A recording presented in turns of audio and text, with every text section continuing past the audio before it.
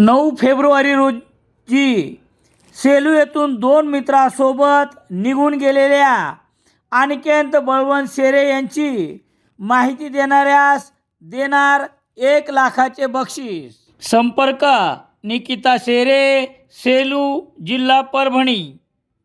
कर्मचाऱ्यांनी याच्यामध्ये योगदान दिलं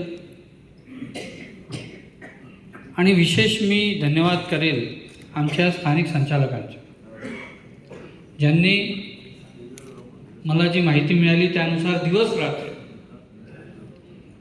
काही मंडळींनी सांगितलं आम्ही काही खाल्लंसुद्धा नाही, अशा परिस्थितीमध्ये संस्थेमध्ये येणारी जी मंडळी आहे त्यांनी जास्त गोंधळ घालू नये किंवा खूप मोठ्या प्रमाणावर अफवा पसरवू नये किंवा त्यांना वेळेवर पैसा मिळावा किंवा त्यांचं सोनं वेळेवर मिळावं यासाठी प्रयत्न केला।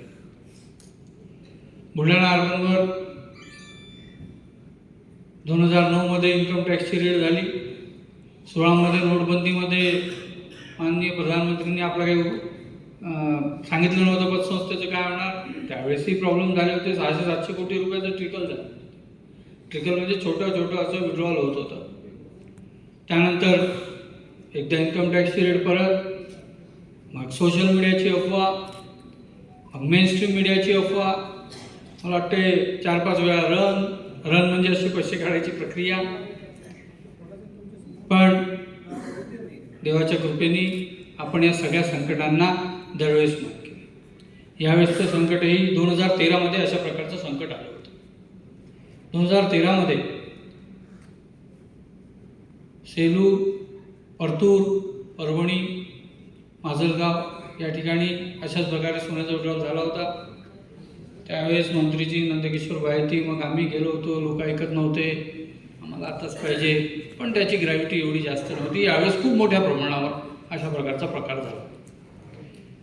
आता का झाला, काय झाला, खरोखर कुणी सांगितलं सर्जरी करावी लागेल, विचार करण्यासारखी गोष्ट आहे। पण सहकार हे एक मला अजून आठवते, मी जेव्हा बुलढाण्याला पहिल्या दिवशी आलो होतो 28 नोव्हेंबर 2007, त्या दिवशी नाही 4 डिसेंबर 2007, त्या दिवशी भाजींनी मला सांगितलं होतं की हे काचेचं भांडं आहे आणि या काचेच्या भांड्यामध्ये पाणी आहे आणि याच्यामध्ये जराशी घाण पडली तर ती सगळ्यांना दिसते।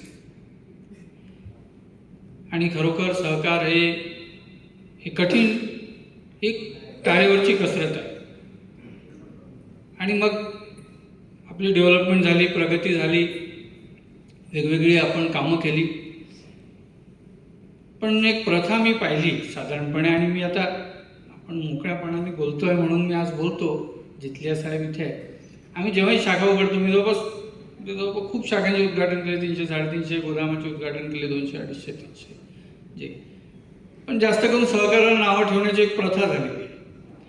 कोणी येते सहकार, आणि काही घटनाक्रम असे घडलेही आहे, दोन्हीकडून टाळी काही एका हाताने वाजत नाही, अशी घटनाक्रम घडलेली आहे। आणि त्यामुळे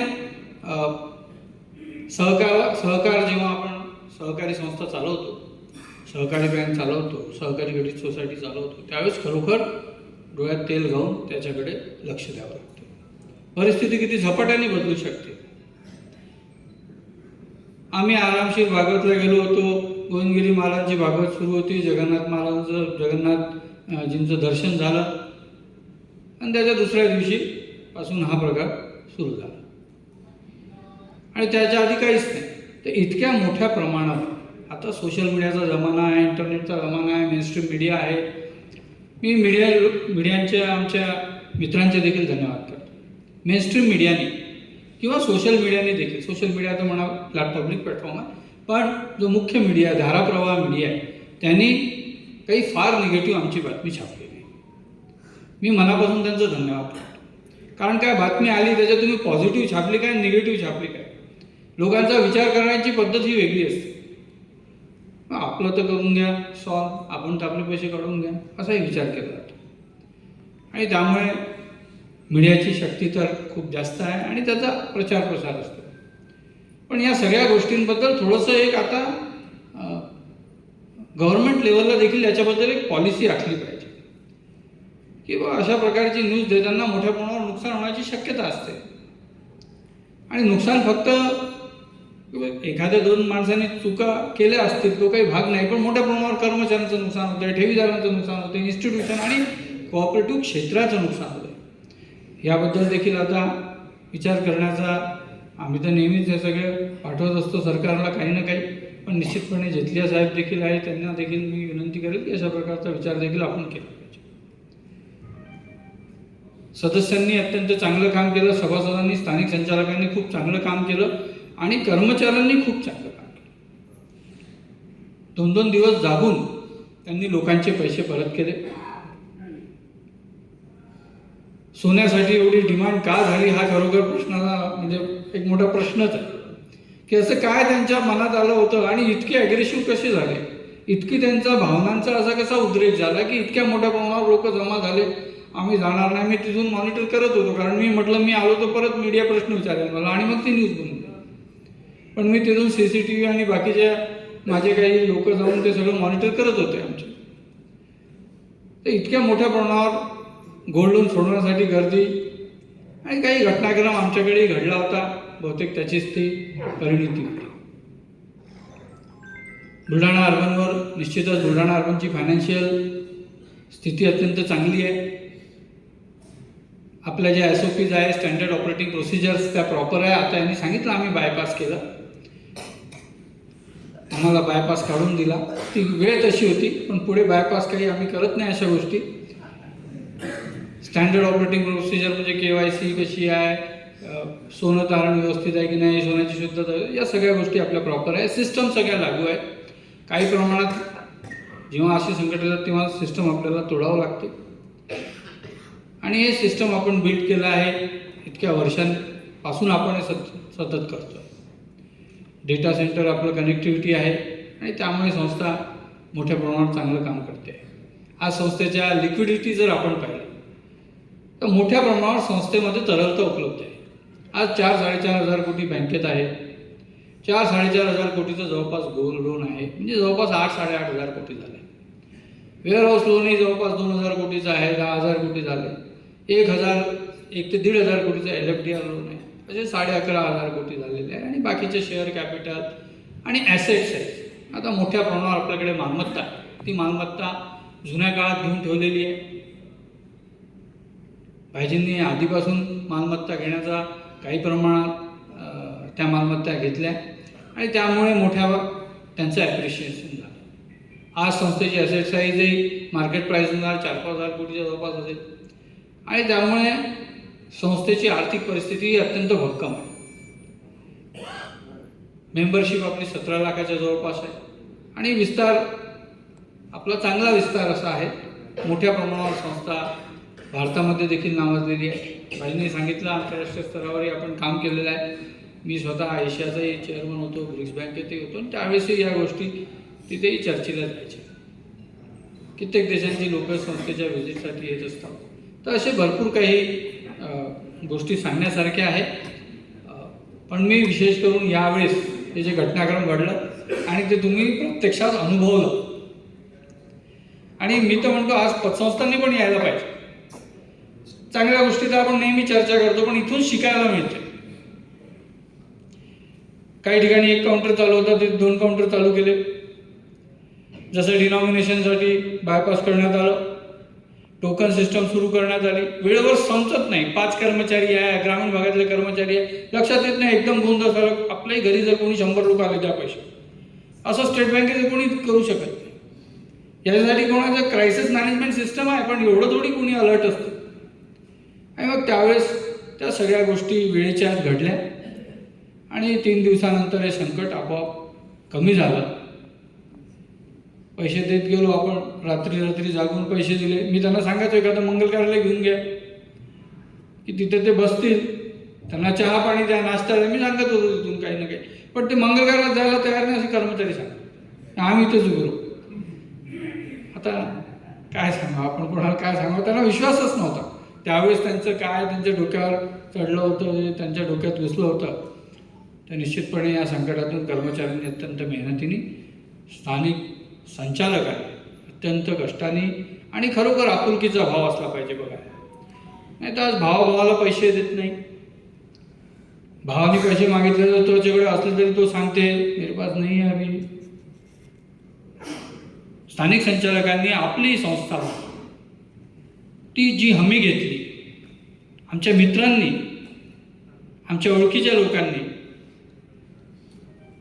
भाईजीला मानणाऱ्या लोकांनी ती जी हमी घेतली ही फार महत्त्वपूर्ण आहे. की तुम्हाला पैसे नाही मिळाले तर आम्ही ती व्यवस्था करून दिली. इव्हन ते विश्वास जे आले होते त्यांनी सांगितलं ते विहिरीत काम करत होते, पण त्यांनी ज्या कॉन्फिडन्सने सांगितलं, खरोखर या सगळे आपण आपण काही करू शकत नाही, पण आपण निगेटिव्ह नाही बोललं पाहिजे. त्यांनी सांगितलं त्यांच्याकडे पैसे नाही, पण त्यांनी पॉझिटिव्ह बोलले संस्थेसाठी की नाही काही टेन्शन घेऊ नका, काही होणार नाही आहे, इतकी मालमत्ता आहे. आणि मी त्यांना सांगतो भाजींना दोन मला एकच पोरगी आहे.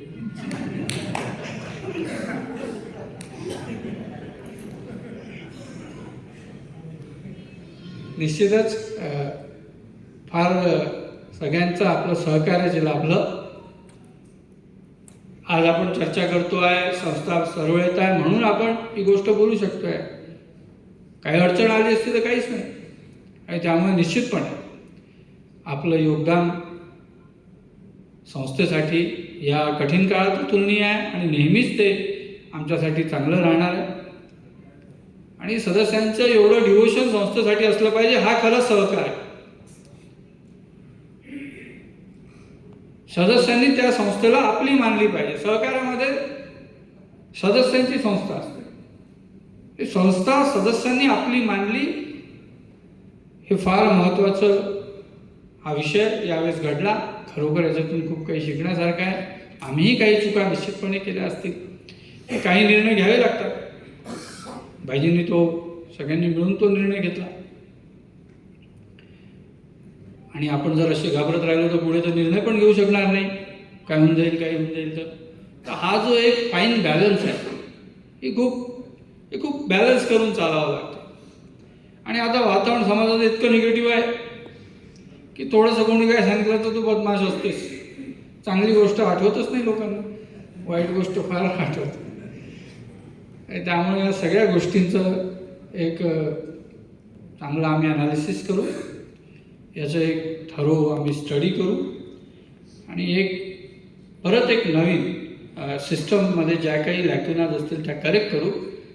आणि ह्या घटनाक्रमापासून देखील क्रायसिसमध्ये आपण कसं काम केलं पाहिजे, crisis management CMS crisis management system ही कशी ॲक्टिव्ह केली पाहिजे, याच्यावर देखील आम्ही निश्चितपणे कार्य करू. कर्मचाऱ्यांनी पण खूप काम केलं आणि संस्थेचा पॉझिटिव्ह प्रचार हा याच्या मागचा एक बेसिक फंडामेंटल आहे. आणि संस्थेचं जे काम आहे, रोडवर गोडाऊन दिसतात आहे, शाखा स्वमालकीच्या आहेत, पण या सगळ्या गोष्टी छोट्या लोकांना किंवा कोणाला फार कमी, मी तर माझा अभ्यास आहे की 1% लोकांना पण माहीत नसतात. म्हणजे शाखेवर मी जेव्हा जातो तेव्हा चर्चा करतो तर 20-25 लोक आले तर त्याच्यातल्या एखाद्या माणसाला माहीत असतं की संस्था किती उपक्रम चालवते आणि संस्था काय. आणि जाहिरातीमध्ये आपण एवढ्या गोष्टी दाखवू शकत नाही. जाहिरात आली की लोक चॅनलही बदलतात.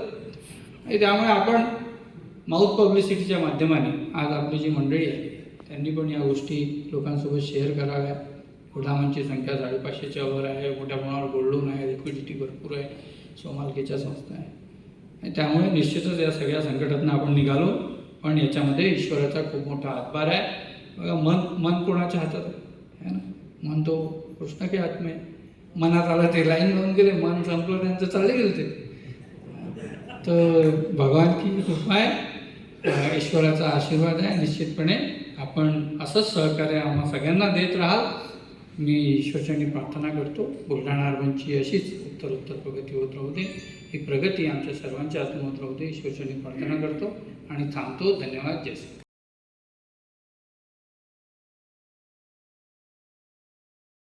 दैनिक लोकसत्ता सेलू शहरात मिळण्यासाठी संपर्क Balaji newspaper agency, bus stand, Selu.